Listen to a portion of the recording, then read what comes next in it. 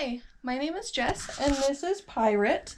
Some of you may not remember me, but I used to be a small part of your amazing community. I lack all musical talent whatsoever, so instead of serenading you, I am going to be doing a quick tutorial on how to turn your old beat-up band t-shirts into amazing throw pillows to decorate your house. I love to sew. I have my own business making vintage-inspired clothing. These are something simple and easy that pretty much anybody can do. So the first thing I had to do, which was probably the hardest, was choose which shirts to make. If you're anything like me, you have stacks and stacks of old band t-shirts that are maybe stained or ripped or you just don't wear anymore, and you can't part with them because they're more than just a shirt, they're a happy memory. Okay, so as I said, it was so hard to choose which shirts to do. I have about 3 bins of shirts that I've been saying I wanted to transform into something for a long time. I made these ahead of time as examples of final products. Each one is very special to me. What's great is that this one is smaller, and I'm going to put a border around it to make it a little bit bigger despite its small size. This one is a little bit larger, so it probably won't get a border depending on how much space I'm going to get from it. So supplies that you're going to need heavyweight interfacing. The interfacing you can find at the fabric store. It comes on a bolt like this, and it's not usually with the rest of the fabric, it's near the cut table. You want to make sure that you get heavyweight interfacing because if you're taking the time to turn this into a throw pillow, you probably care about the shirt. Lightweight interfacing is fine, but the heavyweight is going to make it durable and it's going to make it last longer. If you want to take a smaller shirt and make it into something bigger, you can pick an accent fabric for it. I chose checkers for this shirt. This shirt I probably won't do a border on because it's rather large. The artwork is by Robin, and I just picked it because it's so fun and special. Other supplies that you're going to need other than your t-shirts is a backing fabric for the pillow. You can either use the other side of the t-shirt, or I recommend just getting whatever color that you want, or you can just go get a yard or so of standard quilter's cotton. You will need scissors or a rotary cutter. I use a rotary cutter, but you can use scissors for anything I do with it. If you have a white or colored shirt, you're going to want a fabric marking pen. If it's a black shirt, you'll want a chalk pencil or a piece of chalk. You are going to need pins and a ruler. You also are going to need an iron, and I like to use a cheesecloth to help, which you don't have to do, but sometimes if you iron these t-shirts that have screen printing on them, it can get gunk on your iron, and you don't want to do that to your iron. So putting a cheesecloth between will help prevent that. Obviously, last thing that you'll need is an actual sewing machine. My sewing machine looks a little different than yours probably will. It's a professional machine, but anything I do on this today, you should be able to do on your regular machine. So we're gonna get started. Okay, so one really big thing to note is that t-shirts are typically made from knit fabrics. And a knit is a soft cotton, typically, that can stretch quite a bit. So you don't want this to stretch out and look baggy and weird when you're finished with it. That's why we have our interfacing. So first what we're going to do is we're going to measure out approximately the size that we need. We're going to go a little bit bigger than what we need so that it's better to have too much and cut it away than not enough. So I did this pretty close to the neckline. So measuring, I have about 1 inch of clearance. So I can do 1 inch of clearance on either side. That way it's going to look proportional and even. So that's 9 inches tall, and once again I have about 1.5 inches of clearance on this side, so that's about 10.5 inches wide. So I'm going to put this aside and grab my heavyweight interfacing. Now when you feel the interfacing, there's going to be one side that's bubbly and one side that's smooth. you want to make sure that you always have the bubbly side against your fabric. What interfacing does is it fuses to your fabric and makes it more stable. So if you press the bubbly side down against your iron, you're going to stick it right to your iron and not to your shirt or your item. So we said it was about 9.5 inches tall, if I'm remembering correctly, and if I'm not remembering correctly, I'm so sorry. And I think it was about 10.5 wide, so I'm going to do 11 for safe measure. We have our square of interfacing. Now you can either use scissors or a rotary cutter for this. I'm just cutting along the line to make my square. Okay, so now I have my square. I'm going to come over to my ironing board. Now this is where it can get a little bit tricky because we're going to place it bubbly side against our shirt inside, and we're going to iron it down. This is going to keep the fabric from shifting while we cut and sew, and it's just going to make it more stable all around. But fitting it in just right, you're going to have to finick with it a little until you get it right. And if it's not exactly perfect, that's okay. As long as it stabilizes most of the piece, you won't have a problem. So it feels pretty stable in there. I'm going to take my cheesecloth because this can really gunk up your iron. So I'm going to place it over. Now when you iron it, knowing that you might have it stretch because it's a knit, start from the center out and have it on like a high cotton. Just press it all the way out. Stay nice and consistent with it and take your time. This isn't a race. So now that we've ironed it, your interfacing should be able to be rolled in your fingers and still not peel away. So that's how we know the interfacing is attached. So we'll go back over to our cutting station. Now if you notice, I put a design from this t-shirt on the back. So I'm not going to want to use my rotary cutter if I have one, or scissors to cut straight through, because then I'm going to destroy the design that's on the back. So I'm going to measure out once again. Now we need to keep in mind that we are going to lose a little bit of this because of our seam allowance. Now if you don't know what a seam allowance is, it's the amount of extra fabric that goes on the inner seam when we sew. So this isn't going to be the exact same size of what we measured out of about 9.5 inches by 10 inches or 11 inches because we still have to have a seam in there. So we have our nice little chalk outline. Looks pretty centered, looks pretty good. I'm going to take my shears and cut into it. This is so sad cutting this shirt. It was my favorite shirt for several years. As you can see, part of our interfacing folded down, so we'll just have to go touch that up in a second. If you see here, I didn't quite lay my interfacing down perfectly, so it did bunch up a little bit. That's okay. I can just push it down. So, seeing here, I've missed both of my sides a little bit. Nobody's perfect. So if you do come across this, that's okay.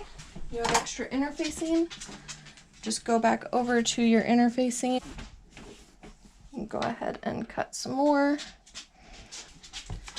So I'm going to put my cheesecloth down again. I'm just going to double down on that interfacing.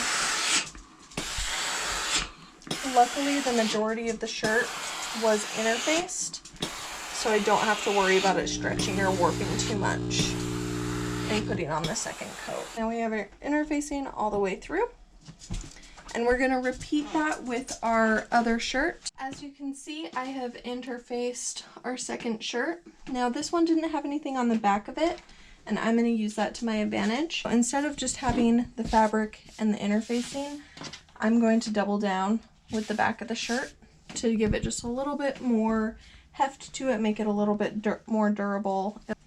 We can move our piece down here. And don't be afraid to utilize all the pieces. Now I'm going to do what is called a basting stitch. So we're going to go over to our machine. Now if you're new into sewing, I would definitely recommend that you pin these together. When you're working with knits, the bottom will feed through your machine faster than the top if you're not used to sewing a whole bunch. So just pinning it will help it keep it in place. Both of our shirts are black, so I am going to be using black thread. Now, if you are new to sewing, you're gonna have to learn how to thread your top thread and your bobbin. Your machine should have easy step-by-step guides on it. If that's confusing for you, just YouTube your machine's name and model number, and I guarantee you, you'll be able to find a tutorial telling you how to thread it and how to fill the bobbin. So we're just gonna come over here. Now, for our machine settings, we're gonna come over to the stitch size, and I'm gonna crank it all the way up to a 5. That's the loosest, biggest stitch. I'm doing that so that it just bastes down. So if I make any mistakes, I can easily unstitch it and it's not a big deal. You just lower the foot. For our stitch width, I have it on a 3 right now. That is industry standard. So anything bigger than that, you're going to start getting a little bit more gapping between your stitches. Anything smaller, if you make a mistake, you're going to have quite a bit to unstitch. So we're going to go ahead and we're just basting our layers together. This is going to help it from shifting. Now, it doesn't really matter if you have a perfect straight line while you do this because you're just basting it down, as long as you don't go over your seam allowance. For this project, we're going to do a 5/8 seam allowance, which is 5/8 of an inch. If you look at the guides on your machine, there's going to be little numbers, and to the right of the needle is a 1/4 and 5/8. 1/4 is the standard seam allowance for quilting, and 5/8 is the standard seam allowance for sewing. So right now I'm doing 1/4 inch, and I'm just making sure that as my fabric goes through, it lines up with that 1/4. And when it lines up, as I feed it through, I'm guaranteed to have a nice, straight, beautiful line. I would recommend that if you've never sewed before, don't start with your favorite shirt. Don't start with something that has a lot of meaning to you. Start with some spare fabric or something from the thrift store. Practice getting your line straight. It would be heartbreaking to accidentally ruin something that you really, really love. So we're going to go ahead and cut that. We'll set it aside while we do our other shirt. Okay, as you can see, we have basted our pieces together for both of our shirts. That's going to give us a nice, thick pillow front. This pillow is actually a pretty good size. We are going to lose about 5/8 of an inch on either side, which is about this much space on every side. So it is going to get a little bit smaller. This one is very, very small. So I am going to add some checkered accents to it. This checkered fabric is just some spare scraps that I have lying around. And don't be afraid to use scraps. As you can tell from looking at this checkered fabric, it's a little bit thin. So I'm going to back it onto the spare t-shirt bits from our other t-shirt. So first, I'm going to measure the size of our shirt. Came out 9 inches, 11. Perfect. Okay, so what we're going to want to do is we're going to make 2 small side panels and then an upper panel. I think I would like my side panels to be probably about 2 inches thick on each one. Now, with our seam allowance, we need to remember when we're putting this together that we're going to lose a little bit of space. So, if we come here, if we're remembering that this is 9 inches, we're going to measure right here. And then I think I want each of my borders to be about 2.5 inches wide, Luckily my ruler is exactly 2.5 inches wide, so I can line it up and mark. Now we need to remember that even though we drew out 2.5 inches, that doesn't mean we're going to get exactly 2.5 inches because we have our seam allowance.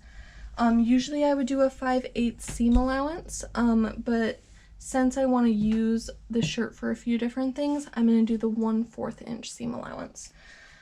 So you have to remember 1/4 of an inch this way, 1/4 of an inch this way. This side it's going to be a half of an inch that I'm going to add onto because I'm too close to the edge here to add 1/4 of an inch on both sides. So I'm just going to add a half on this side to compensate for the other side.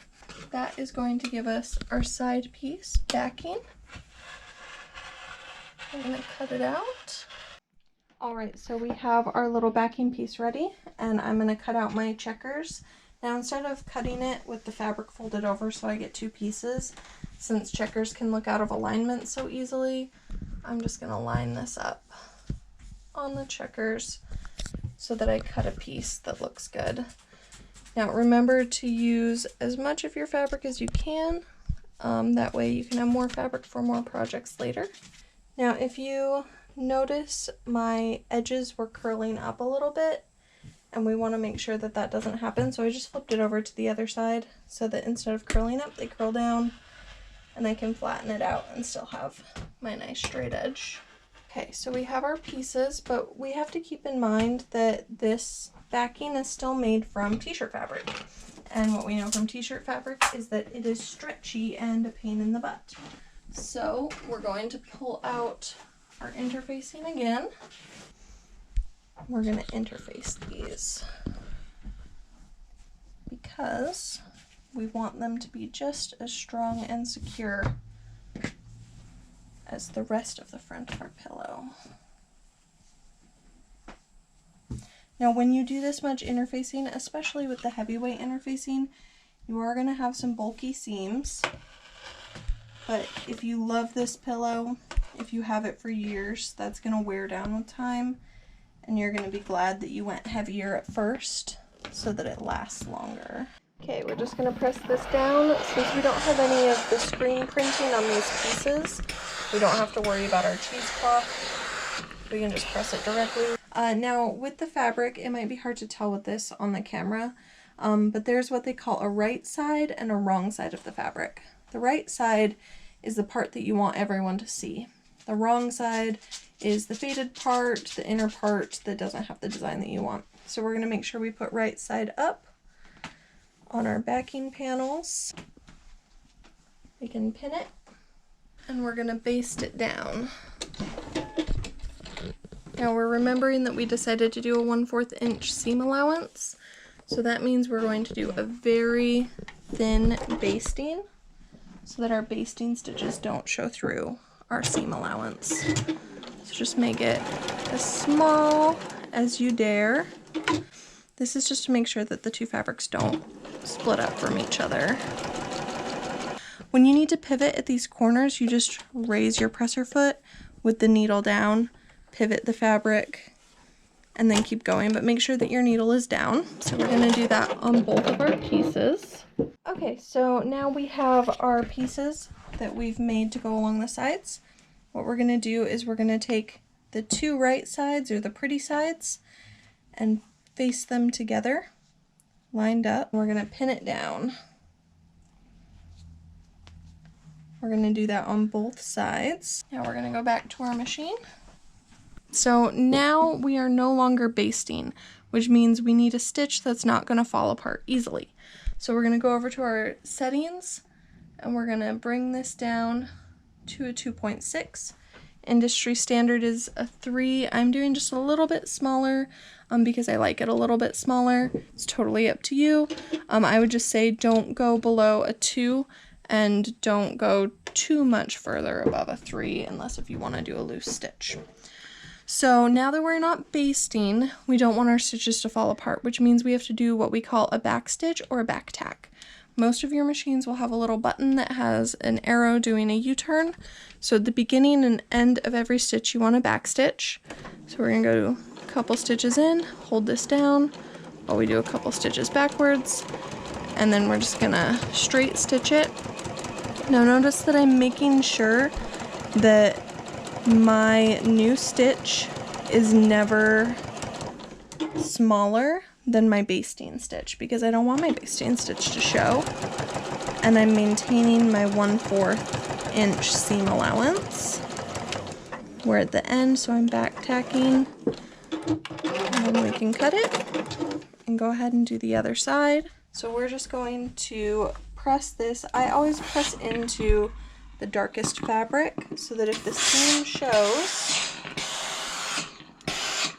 it won't be as obvious on the darker fabric side. Now you have to be careful when pressing interfacing, because it can gunk up your iron just like the screen print material. So just be fast and clean your iron when you're done. And we're going to flip it over to this side, and we're going to reinforce that ironing by pressing it on this side, making sure that the seams are down. So as you can tell, it's not perfectly even, which is fine. That just must have meant that when I was chalking, my chalk distorted it a little bit. So I'm just going to trim it down so that it's nice and even on the top and bottom. We've got this nice even top. Now we're going to measure it. It is 16.5 inches. So we're going to come over here to our spare t-shirt and see if we have 16.5 inches. We don't, but that's fine, because if you notice here on the fabric, we have a fold. So we're going to take 16.5 and divide it by 2. That's 8.25 inches on each side, and we're going to keep the 2.5 inches wide. So what we're going to do is we're going to measure on our fold the 8.25. We're going to chalk it. We're going to add our 1/4 inch. Now you can either measure it out twice, or I like to do things the quick and dirty way. Now I'm going to carefully pick up my piece, put it up here, and use it as a guide for cutting my next piece. So now by cutting it on the fold, we have 2 pieces that are the appropriate length. So we are going to go back to our checkered fabric. If you're remembering, always cut from the edge, utilize as much of your fabric as you can. If you're doing this with scissors, just make sure that you draw it out and then cut it with your scissors. Don't try and cut with the scissors with the fabric pieces down.